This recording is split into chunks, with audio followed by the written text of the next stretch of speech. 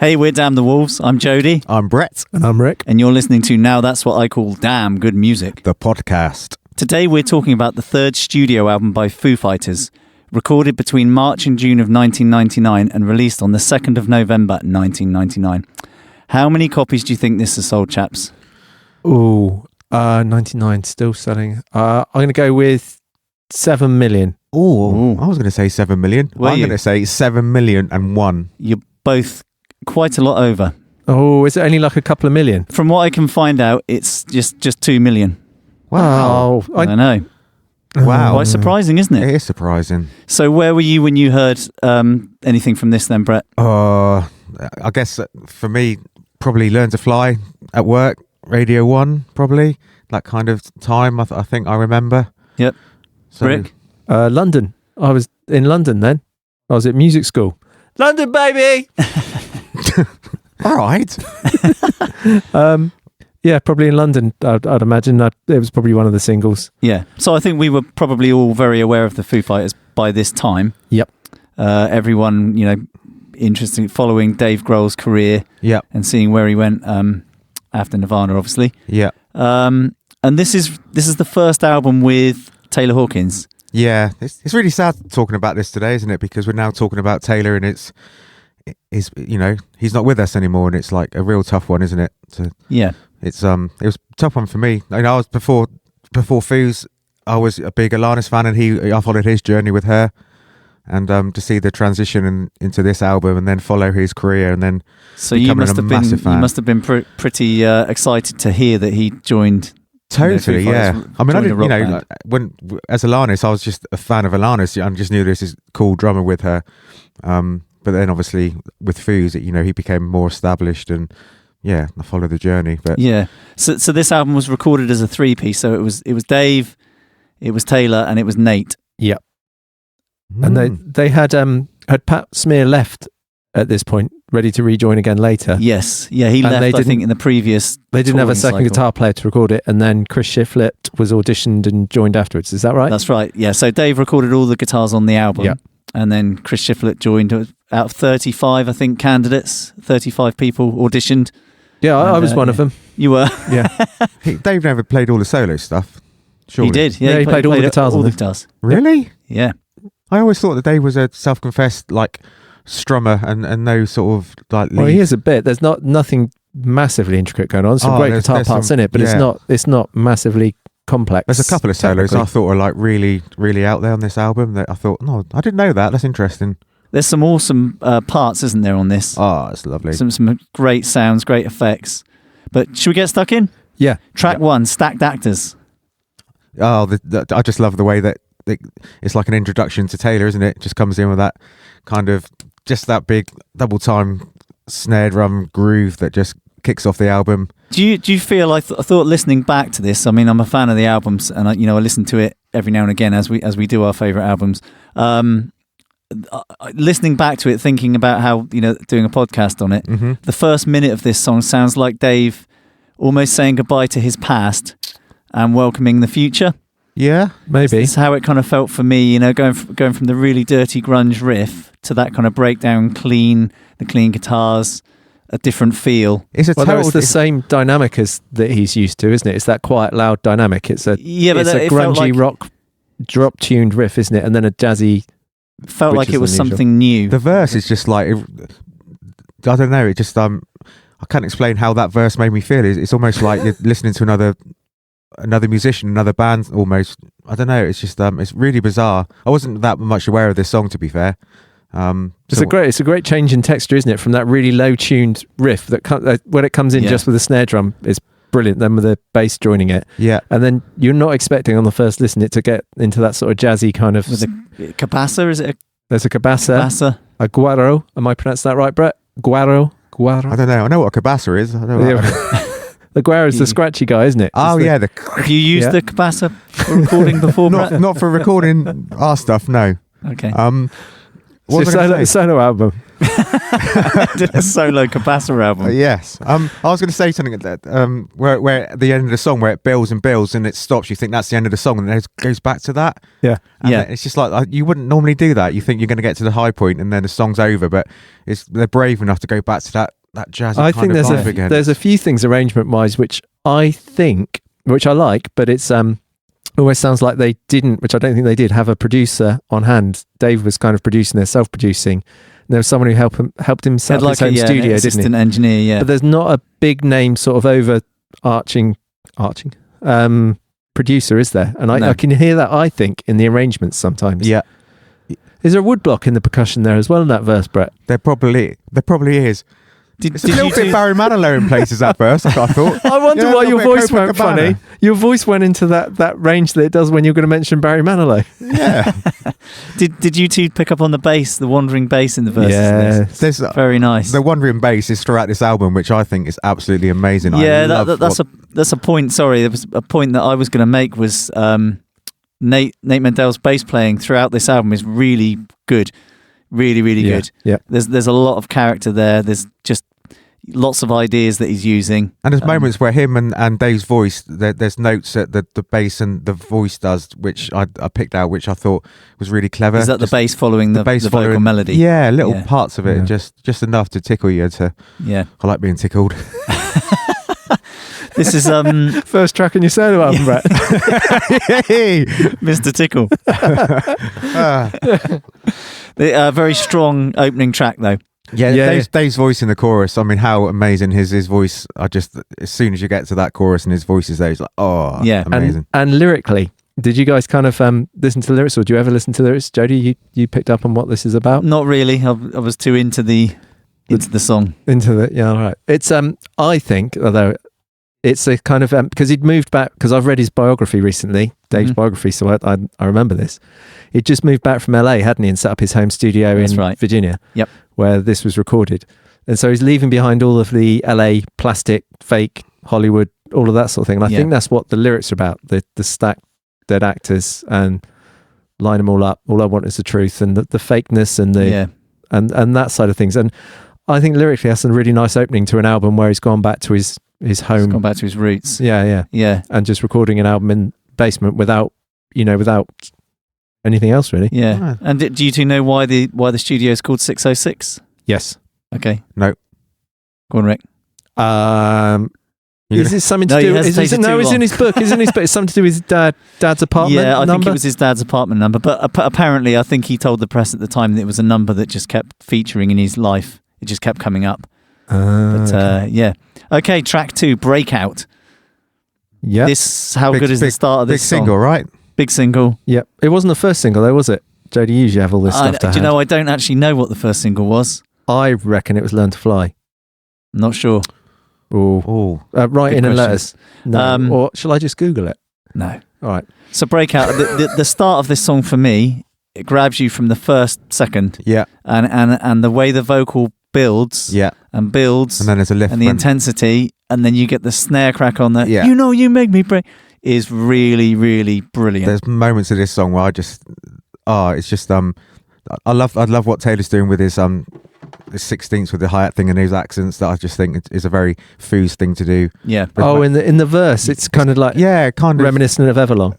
Yeah, totally. Yeah. I love that.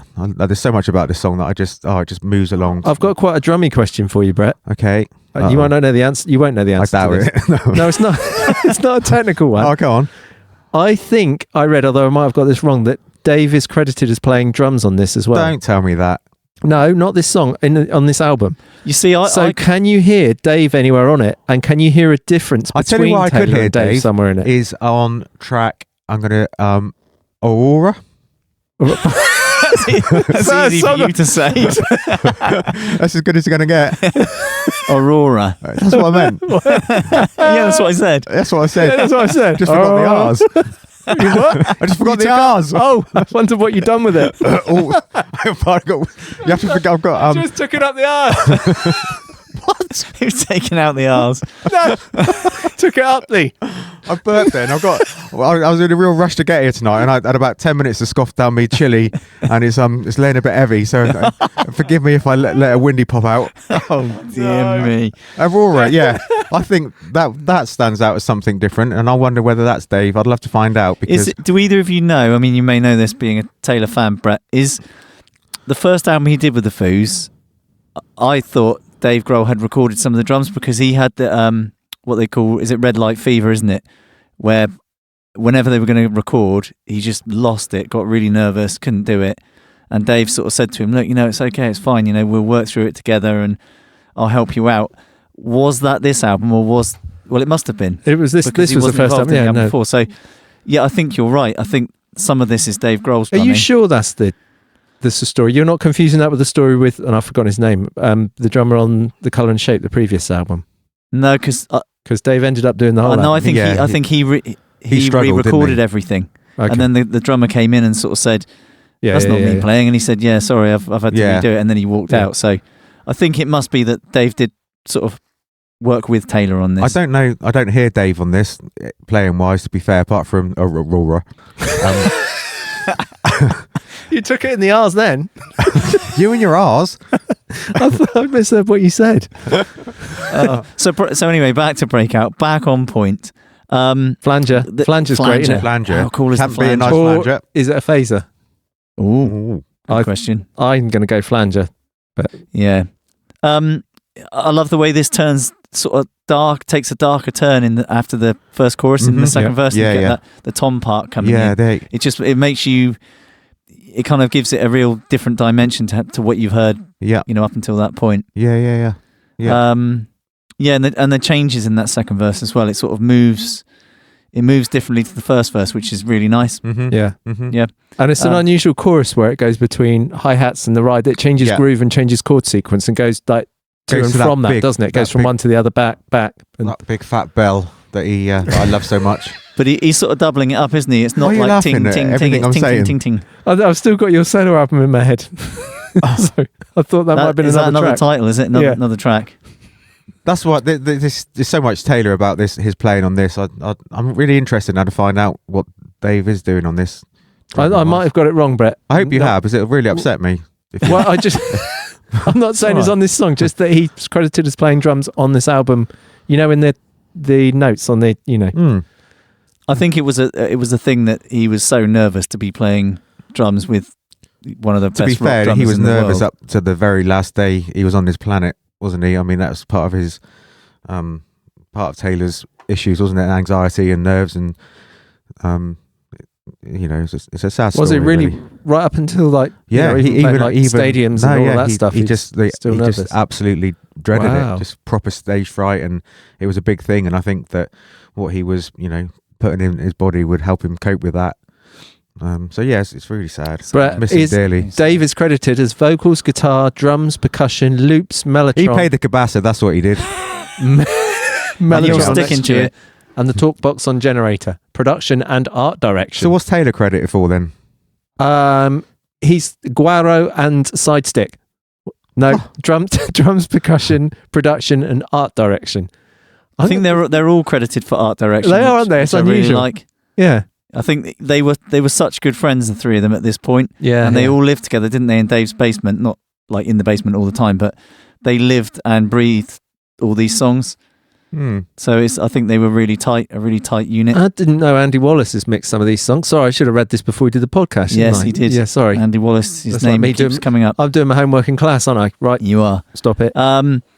Just I think of note as well, Dave Grohl, the way his screams in the middle section of this, just absolutely the riff underneath that, there's a power chord riff while he's screaming break out, is really good. It's one of my favourite musical bits of this song, or the album, actually. It's a great power chord riff. Do you remember hearing this song in Me, Myself and Irene, Rick? I thought you'd bring that up. Yeah. Yeah. You like that film, don't you? Beg your pardon. Great film. A bit burpy then. There's that chili coming back. Right, track 3, Learn to Fly. Oh, what can you say about this? That it's been with us all of our live. It's a song that if you've played in a rock band, you've more often than not covered in one or two bands.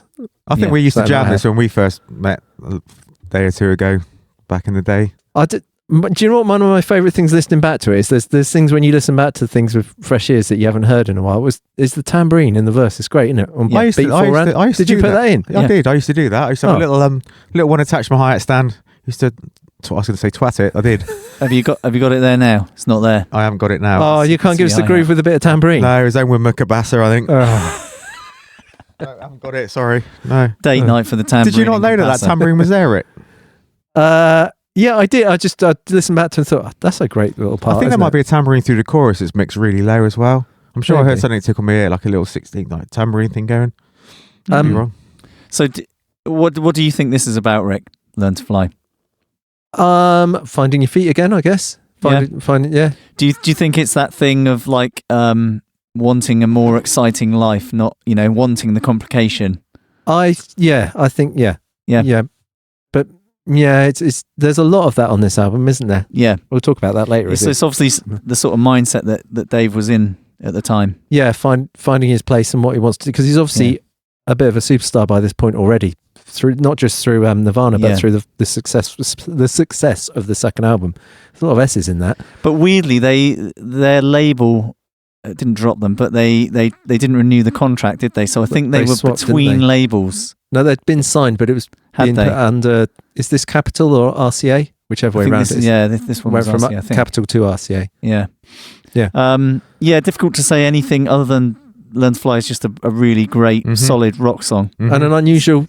When you listen back to it, an unusual chord sequence in the bridge. It's quite Nirvana-y. Yeah. They're all major chords, but they're not closely related, which is quite interesting. Mm-hmm. Good music video as well with great music video. Tenacious D are in the music video, aren't they? Yes. Famously, the plane with the And I think this was basically the Foo Fighters saying, we're spending all this. They're giving us all this money on videos, to make a video. Let's do something really silly with it. Although, wasn't their video to Breakout based around Me, Myself and Irene, but it also had Dave playing a similar character to the Jim Carrey lead from that comedy film. Yeah. There's obviously a bit of a thespian. Track 4, Gimme Stitches. Who doesn't think that... I just went up high again. Just that Windy Pops. I thought my Spotify had skipped when this song came on to a Rolling Stones song. Does anyone else think that? What, the start? The start? The shaker? The riff, everything. And even when the drums come in, it's like... I haven't got a guitar It's Rolling Stones, it is. And I was waiting for Mick Jagger to come in, and he didn't. It was Dave. Mick Jagger. All right. It's so... If you listen back to it, honestly, it's so Rolling Stones. Do you know what? Listening back to this, I thought this is actually really quite classic rock. And it's only the kind of affected guitar that sets it apart from being classic rock. Well, that really fast sort of tremmed guitar. Yeah. Is it tremmed or delayed? Whatever it is in the one or the other, yeah. And obviously Dave's voice, when Dave starts singing, it's like, this is great. Yeah. This isn't classic rock. But you're right, Brett. I had the same thoughts. Like, this is just kind of classic. Yeah. This is one of those songs with we're talking about the bass runs and stuff in the verse and the chorus of this. There's some stunning bass playing in this that just work beautifully. Yeah, and his snares mixed prominently again in this. I thought when I listened to it.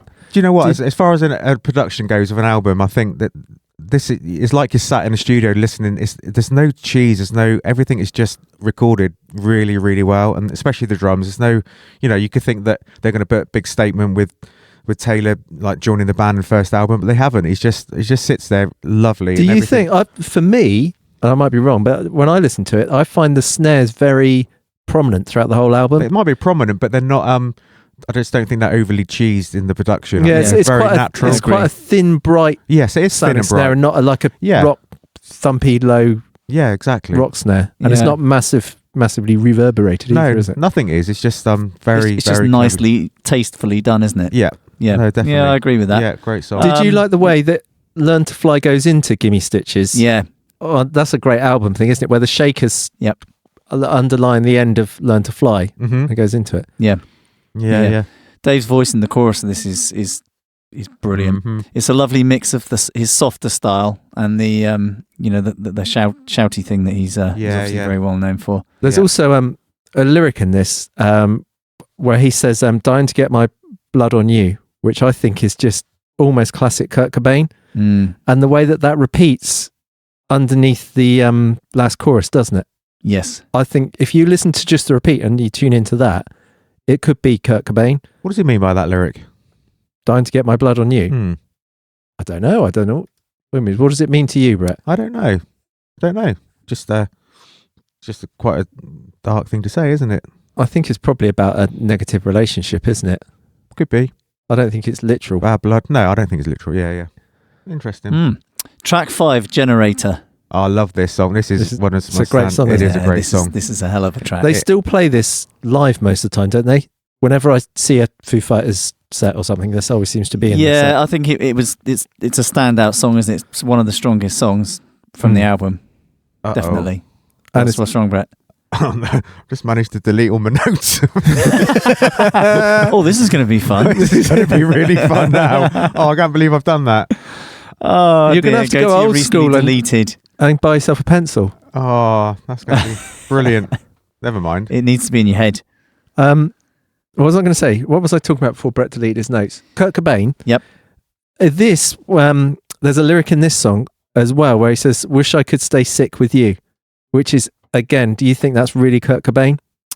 I'm not. Yeah, maybe. Lyrically, I mean, there's odd bits of, obviously there's going to sound a little bit like Nirvana here and there. Yeah. But lyrically, the last song and this song, those two lyrics to me are like, sounds like Kurt Cobain. Yeah, Something I he'd come up with. love the message in this song. Yes. I just love that, I'm the generator. Oh, yeah, no, I don't I'll mean be that- there when you're struggling to keep going. Yeah, sort of thing. yeah. I don't mean that the song as such, just that line is very Kurt Cobain. Yeah, for me. no, the overall kind of vocal thing for me is just I just love it. I think it's a great message. And it's got a talk box in it. Yeah, talk box at the a start. bit of Richie. No, Peter Frampton, Brett. Peter Frampton.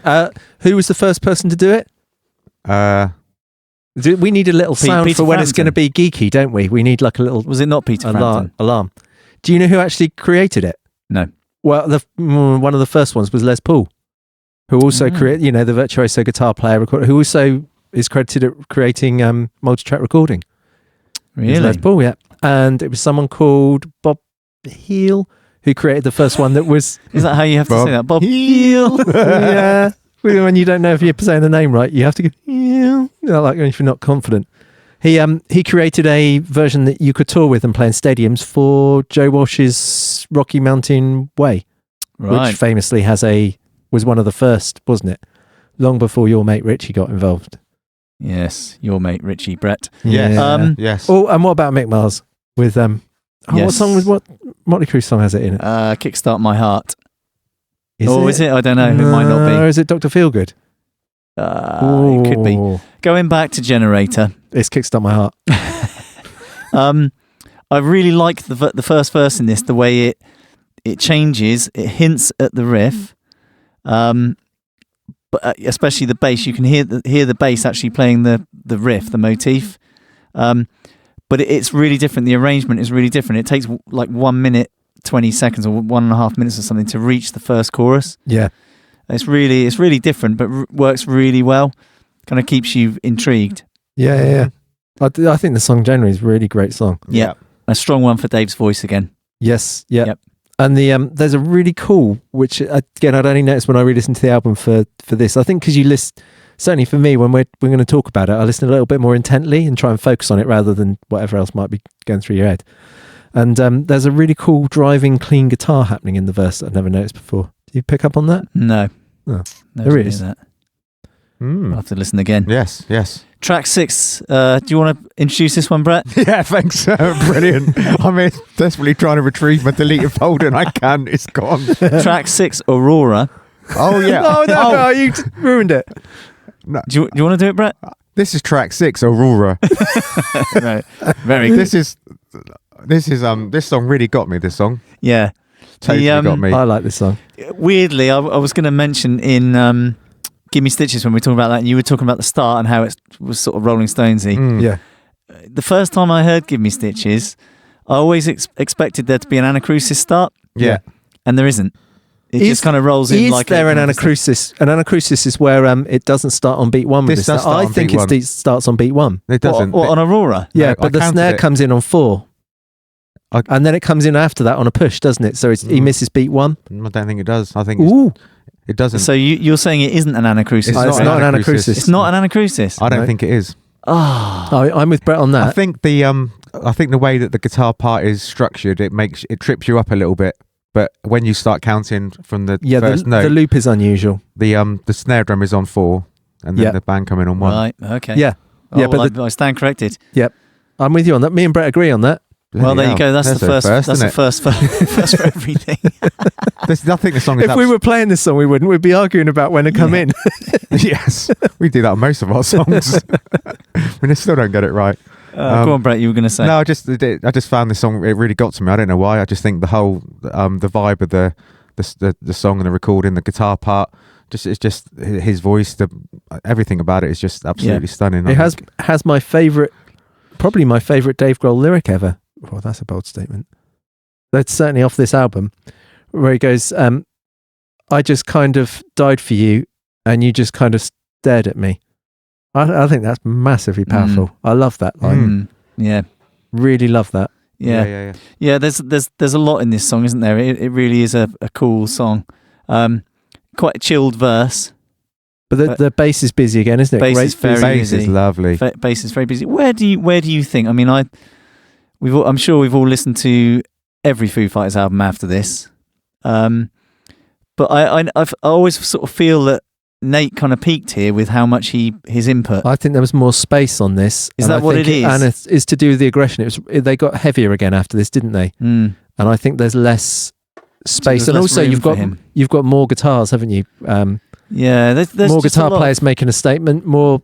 There's a lot of character. In his playing, you know. There's a real personality to it. But he does that in the softer moments, doesn't he? Yeah. Like Aurora, and he does it again in Next Year. Which takes advantage of the quieter. And because stuff. I think sometimes there's not as much going on guitar-wise when there's some brilliant guitar parts in this, and there's some great layers, but certainly in Next Year there's plenty of space for him to we'll talk about in a So minute. the guitar effect in this, which you hear more prominently towards the end, very reminiscent of the Who's Won't Get Fooled Again. What do you think? Did you not? I thought you were going to say something else. What did you think I was going to say? Well, I'm sure Brett's going to mention this as well, but the drums in the outro are amazing, aren't they? Oh, yeah. The outro is incredible. That outro bit with the great drum part and the way it goes into the groove, it suddenly kicks into a groove, doesn't it? Yeah, it's awesome. Yeah. And at the same time as that, there's a reverse guitar or delayed guitar, the high-pitched guitar. I think that whole settling in on that groove and the high-pitched reverse guitar sounds like OK Computer or something off of OK Computer. All right. Like Let Down or something by Radiohead. Yeah. I love that. And obviously, I reckon Dave's obviously is aware of that. I'm not saying it's reminiscent, and I love that. Did you not? You didn't hear the Who then? Because it's really weird. I heard Radiohead. Yeah. Listening back to it, especially in detail, when the band cuts out and you've got that guitar and you've kind of got that did kind of movement. I was just waiting for Keith Moon to come back in. Oh, maybe that's where the drum fills come from. That sort of place. The drum fills are just it's stunning. What he does, what those fills are just. They sound they're not complicated, but they work so well. And the first one after the first chorus, I think that Wonderwall. You know the drum fill in Wonderwall? Yeah. The Oasis? I'm sure they nicked that off Taylor's drum fill after the first chorus. Wonderwall was before this. This was 99. Hey? Oh, of course it was. Oh, Taylor's a thief. He nicked it off Wonderwall. Dave must have played that bit, Brett. It's that fill. It's That's identical. a bit Dave did. So he didn't ruin your. I want to play it. Are you going to? I don't know. Oh, no. Have you practiced it? Is this going to be one of those? I'm going to play it. I'm going to do it. I haven't practiced it, and I've got some hot rods. Hang on, bear with me. Are you playing the Wonderwall one or I'm playing the Wonderwall one. We're not talking about Wonderwall. I know, but it's the same fill. Hang on, this is going to be really bad. Is that Wonderwall? No, the first bit was something like that. But anyway, that sounded bloody dreadful, didn't it? Moving on. Made my day there. It's really simple. I blame my indigestion. It's really simple. All right, let's moving swiftly on. And I've got no notes, so I've got to fill time. Track 7. Oh, what is it? Living Skin. Oh, don't ask me about this one. Rick, awesome riff at the start. Yeah. Good guitar and bass unison riff. Yeah. It works really well when the bass joins in. Yeah. Yeah, it's kind of got that classic rock element to it again. Yeah. I sort of thought, but then they steer it away from that. I've also I've got something to admit with this song. This is a little bit of one of those misheard lyrics. This is a Brettism, I think, because you have some of these classics of these. I thought he was singing "I'm a Mountain." Yeah. Does he not? Because that's what I've been singing really loud all week. Oh no! So have you misheard it as well? Yeah. What have you been singing, Brett? I don't know. What is he singing? What is it? I'm a mounted. Ah, there you go. He's what? I'm a mounted. What does that mean? Oh, a mounted. A mounted. Yeah. As in a mount. As in like an amount of money. Yeah. Yes. Yeah. Not as in one of mounted those as in Canadian. like He didn't a mount house. anyone. Not one of those Canadian kind of like mounted horse people. They're what are they called? Mounties. Yeah. Yeah. No one of those. Mounted. I'm a mounted. Oh, interesting. Oh, there we are. I've been singing that wrong all week. Oh dear, how embarrassing. Yeah. I don't feel so bad now. So I really like the inside-outside wordplay in this. Mm-hmm. But do you think, Rick, you're probably not aware of this song, Brett? Do you think that Dave got inspiration from Van Halen's Inside? No way. No. Do you think no? That's a question. Do you think? No. I don't know. He did. I've got a similar question to ask. Go on. And there's a harmony in the bridge part where it's turn your insides out to the outside. Yep. Then there's a real feel and vibe about this that do you think sounds a little bit like Living on the Edge, sort of Aerosmith era? Ooh. Now listen to it again and see if you can hear it. Yeah, there's nothing specific. It's just that vibe about it. Could be, couldn't it? We forgot Sweet Emotion with the talk box earlier. Big track. Oh yeah, that was a good talk box moment. Was that 70s? Yeah. Joe Perry. Yeah. 70s? Joe Walsh was first. Was it 70s? Yes. Or was it? Yeah, it was 70s. Sweet Emotion. Yeah. Jeez. Comprehensive notes. Brett's got an encyclopedia about everything. Oh dear me, very good. Cracking groove in the verse of this one, Brett. Yeah, is, highlight for me. Yeah, definitely. Love that. And the way the drums sit with the guitar and bass as well works really well. Yep. Nice little piano part as well in the second verse that I'd only picked out on listening for this. Dave played piano as well, does he? I don't know. I'll tell you in a minute. He did. I think Dave did do the. That's the only bit of piano on the album, I think. Right, track 8 next year. Oh, now. So, I mean, I don't remember where I was the first time I heard this song, but when I listened, because I haven't heard this song for quite a while, when I listened to it recently, I thought to myself, Tom Petty, is that you? Do you think? Yeah. Do you not get those? Yeah, I suppose. The sort of jangly, clean guitars and. Oh, it feels like Dave's. It's like a tribute to Tom Petty. Do you think? Yeah. Yeah, I really do. He was. Dave Grohl was really dismissive of this, wasn't he? Is that because the bass is too busy? He didn't. No, he didn't like it. He always referred to it as something like a stupid, dumb song. Stupid, dumb song. He was really derogatory about it. It's a tough listen for this one to me. I love the song. I think it's amazing. As from a drum perspective, the snare drum is very prominent and overplayed, but in a very clever way. And I keep listening to this song thinking, why would you do that? But do you know what I mean? Yeah. It's just very, very featured, overly played. A bit of a thought about this with I'm wondering whether I got my song wrong with Aurora earlier. With the drum fill, it's actually in this song. Do you know? I think it is. Oh no, it is. I think it is. I lost my notes. I panicked. You panicked and talked about Wonderwall. I'm gonna have to do it. I'm gonna have to do the fill again now. No. Don't Maybe worry. you have to play it right this time. Yeah. That'll be a first. Funny. It's funny, isn't it? How you're obviously a drummer. You listen to the drums. Not from that Philly, isn't it? That's a very loose description for what you do. You like drums. You like drums. I like drums. But come play for shit. when you're listening to a song, you're picking up the snare drums too loud, and and the intricacies of that. Yeah. And when I listen to it, I'm listening to Nate's bass playing, and how great that is and how busy it is. And then Rick is obviously picking up on his guitar thing. I haven't mentioned any guitars yet. What are you on about? You have. I haven't. I might have gone about talk boxes. Yeah, for a while. what are you saying? For a while, yeah. No, it's what's just your point? it's just an interesting observation that I didn't notice the snare drum was too loud. I don't think it's too loud. I just think it's very, very featured, and there's a lot of drum fills, and there are a lot of snare drum fills. You see, I didn't clock any of that. Did you not? No, I did. No. I think it's a drum and bass song, not in drum and bass. And what makes it, and that's what makes it sound like a band and makes it quirky. Because I think, no offense to the mighty Tom Petty, obviously, but a producer sat in there, or a band which didn't have the personalities coming in, the song would have just been a bit nicer and strummy. And I think the great busy bass line and the busy drums and all the fills make it sound like a band and add character to a song that wouldn't be so characterful without it. Yeah, totally I agree with that. And I think that's an interesting thing when there's personality and band member input into songs. Do you not think? 100%. But I challenge you both to go back and listen to it and just listen to the bass. Why? Shut everything else out and just listen to the bass, because it's a wonderful little. Oh, not a challenge. It's not. It's not. Enjoy a it. Yeah. Just to enjoy his playing, the subtleties and the intricate parts. It's just really, really beautiful. Really good. Really great bass line. Cool. Do you think this is obviously, it's got to be based on touring, isn't it? This kind of subject. You know, being away and coming back. There might be a bit of because the video is all about astronauts, isn't it? But I thought it might be a service personnel, like army or something like that. Yeah. Or, that I'll be coming home. I don't know. Yeah. Or I might be oversimplifying it. Yeah.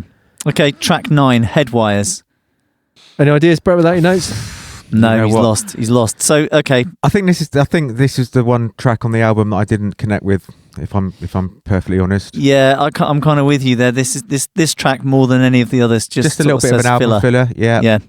It's what is cool about this is the guitar sound of the verse is the sound of the album for me. And what I like about this album is there's a real vibe and a real theme running through the album. There's a real it's a vibe. This album's got a real vibe and an album sound that's different. Do you know why I think that albums. is? I think that it sounds like they've just set everything up and they've just recorded, and nothing's been messed around with. They haven't changed like loads of drums and snare drums. Everything just sounds coherent. Like I think I remember hearing that Dave Grohl was really worried about doing this album because obviously they'd set a studio up. They weren't running Pro Tools or anything like that, so it was all recorded to tape. So there was a lot of, you had to get it right. If it worked, if the sound worked, then So I think you're probably right there, Brett. I think there is probably a lot of live stuff that is, which is why I love it so much, because it's a real honest production. I think you're right, and I think that comes across in the songs as well. The songs are honest. I didn't realise this was tape. I thought that's another interesting shock for me with this album tonight. Okay. It's got the quite loud thing again, though, hasn't it? The staple kind of quite loud stuff. Yeah, it's good. Track 10, Ain't It the Life. Yep. You see, for me, we'll talk about MIA in a minute, but the album could have possibly finished on this. Yeah, I thought. But it's got a bit of an Eagles vibe to it, hasn't it? This song. I'm going to talk about in a minute why I don't think the album ended on this. Why it wasn't meant to. Okay, we'll do that when we get to the end.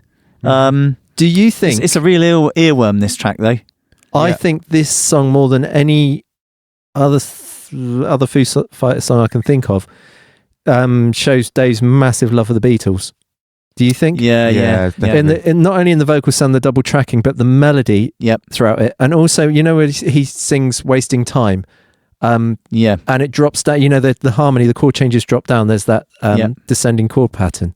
So Beatlesy. And then as soon as the guitar solo starts, there's a slide guitar, which is, George Harrison. Simple, great little slide guitar melody that could be George Harrison. And then the first acoustic guitar on the album. Yes. To me, this is Dave's love of the Beatles coming through in this song. Do you know why I think it could have ended on this album? Because on this song. The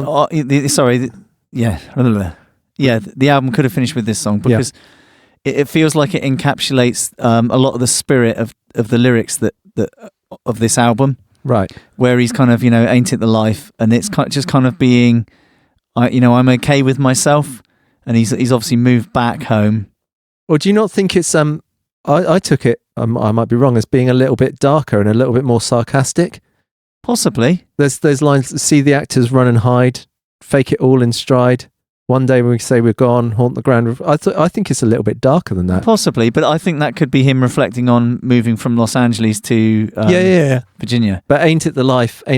Just I thought was more not tongue in cheek, but yeah. I think it could go either way, couldn't it? Mhm. Could be either way. It's interesting that we both read slightly different interpretations from it. Although fairly normal that we both get Yeah. the wrong end of a different stick. That's probably about something else totally different. Yeah.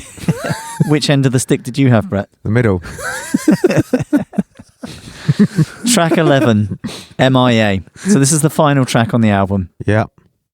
I think this was always meant to be the last track on the album Why? because Yeah. it lyrically ends up where the album started.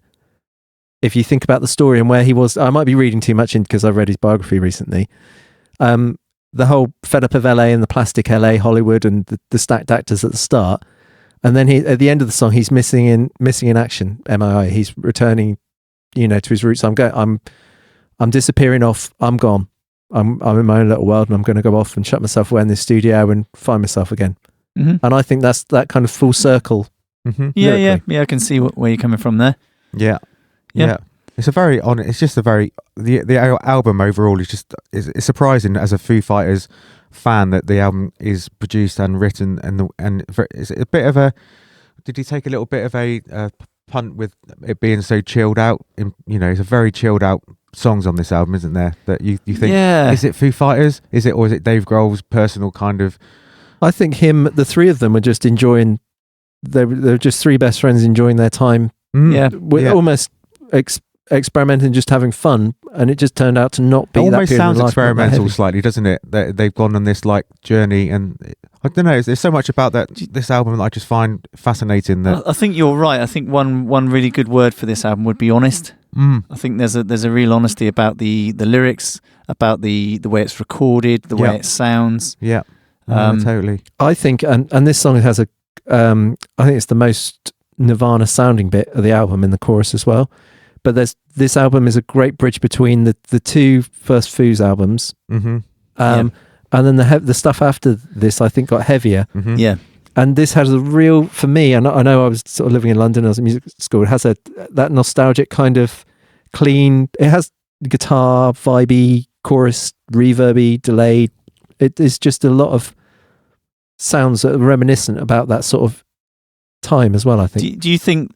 I mean, for me, a lot of albums you listen to, back now, you kind of hear when they were recorded. You've got like mid-90s albums or whatever. This album is kind of almost timeless for me. It doesn't feel like it was recorded, late 90s or sort of that turn of the century thing. It just, listening back to it now, it could have been put out last year. Do you think? Yeah, it does. For me, it's not. It's more. It's late 90s for me. No, I don't get that. Not that it sounds dated. It's just got more in a vibe than a. It's a vibe, isn't it? Yeah. But that might be just me putting my personal memories off. I think what you were just saying there about this being the kind of the first two, the bridge between the first two Foos albums and where they went after that. Yeah, is kind of what Stacked Actors. One by One first bit of Stacked Actors felt. One by One is the next album, isn't it? Which is certainly rockier than this. Yeah. So this is kind of, it does feel like that kind of closing of that bridge, doesn't it? Mm-hmm. And for a Foos album, I was thinking about this a lot listening to this as well. I think this album's really consistent. But it hasn't possibly. There's a couple of tracks that I absolutely love, but it hasn't got Everlong, Monkey Wrench, My Hero, the real big hitters from the album before. Mm-hmm. But it's possibly, and I think you'll agree, both of you, that it's more consistent throughout the album. Yeah. And it's an interesting thing where albums sit, isn't it? Do you trade the albums with the real big hitters, or an album that's just got an album sound and a consistency throughout the whole thing? Yeah, that's really interesting. And I think I would go for this album and listen to it and enjoy it more than an album with two or three big massive hits and then some fillers that are like... I totally agree, but you have got to bear in mind you've got Stacked Actors, Breakout, Learn to Fly, no, I'm and not Generator saying, in the first 5 songs. Yeah, I'm not saying... Yeah. But there's no Everlong on this, if you know what I mean. No. This album, the album does... It kind of, is the first half is big, isn't it? And it does tend to feel like it's just kind of slipping away. Do you get that feel from it? Like the second half it's definitely like the first side of the record is really strong, and the second half is a little bit maybe. more Although you've got Aurora. How do you call it, Brett? Aurora. Yeah. And next year, which it's dynamically it drifts away, doesn't it? It's softer. The second side is softer. But there's some of my favourite songs on the second side. Yeah, no, I agree completely. It feels like there's a little know bit what of a you mean. winding down element to the second side. Maybe. Yeah, Mhm. Do you like the abrupt end on MIA?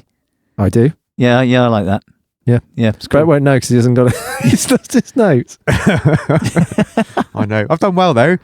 Didn't he do well? Didn't he do well? Round of applause there. Yeah. And I haven't had any more windy pops since. Well, that's a win for everyone. Oh, is that the point to Should we end this abruptly, like the album? Yeah. Yeah. All right. Bye. Thanks for listening. Please check out our band, Damn the Wolves. Find us at damnthewolves.com and please follow us on all the usual socials.